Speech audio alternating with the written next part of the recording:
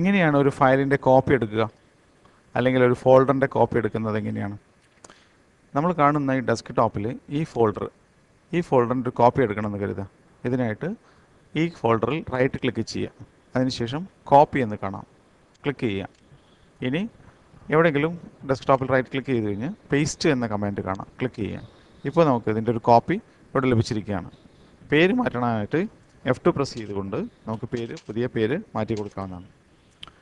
Copy എടുക്കാനായിട്ട് മറ്റൊരു രീതി, നിങ്ങൾ ഈ ഫോൾഡർ സെലക്ട് ചെയ്ത് നിങ്ങളുടെ കീബോർഡിൽ കൺട്രോൾ കീ അമർത്തി പിടിച്ചുകൊണ്ട് ആ ഫയൽ ഡ്രാഗ് ചെയ്യുക.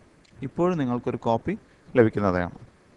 നമുക്ക് ഈ 3 ഫയലിൻ്റെയും കൂടി കോപ്പി വേണമെങ്കിൽ 3 ഫയലും ഇങ്ങനെ ഡ്രാഗ് ചെയ്തുകൊണ്ട് സെലക്ട് ചെയ്യുക. അതിനുശേഷം കൺട്രോൾ കീ അമർത്തി പിടിച്ചുകൊണ്ട് ഡ്രാഗ് ചെയ്യുക. മറ്റൊരിടത്ത് വെച്ച് കഴിഞ്ഞാൽ നിങ്ങൾക്ക് അതിൻ്റെ കോപ്പി കിട്ടുന്നതാണ്. ഈ ഫോൾഡറുകൾ എങ്ങനെയാണ് ഡിലീറ്റ് ചെയ്യുക? സാധാരണ ഇതിൽ രണ്ട് തരത്തിൽ ഡിലീറ്റ് ചെയ്യാം. ഒന്ന്, ഡിലീറ്റ് ചെയ്യുമ്പോൾ നമ്മൾ ഈ ഡിലീറ്റ് ചെയ്യുന്ന വസ്തുക്കൾ ഫയൽസും ഫോൾഡേഴ്സും പോകുന്നത് റീസൈക്കിൾ ബിൻ എന്ന ഒരു ഓപ്ഷനിലേക്കാണ്. നിങ്ങൾ ഈ കാണുന്ന റീസൈക്കിൾ ബിൻ എന്ന ഈ ഓപ്ഷനിലേക്കാണ്, അല്ലെങ്കിൽ ഈ പാത്രത്തിലേക്കാണ് നമ്മൾ ഡിലീറ്റ് ചെയ്ത് കഴിഞ്ഞാൽ പോകുന്നത്.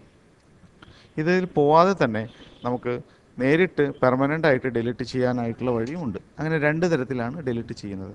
ഞാനിപ്പോൾ ഇത് ഡിലീറ്റ് ചെയ്യാണ്. ഡിലീറ്റ് ചെയ്യുമ്പോൾ നമ്മളോട് ചോദിക്കും, are you sure you want to move this folder to the recycle bin? അപ്പോൾ നമ്മൾ എസ് കൊടുത്തു കഴിഞ്ഞാൽ ആ ഫോൾഡർ റീസൈക്കിളിൻ്റെ ബിന്നിലേക്ക് പോകും.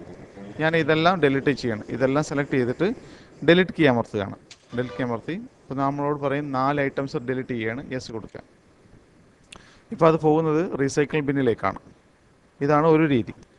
ഡിലീറ്റ് ചെയ്തത് തൽക്കാലം വേണ്ടെന്ന് വെക്കാനായിട്ട് കീബോർഡിൽ Ctrl Z അമർത്തി കഴിഞ്ഞിട്ടുണ്ടെങ്കിൽ അത് തിരിച്ചു വരുന്നതാണ്.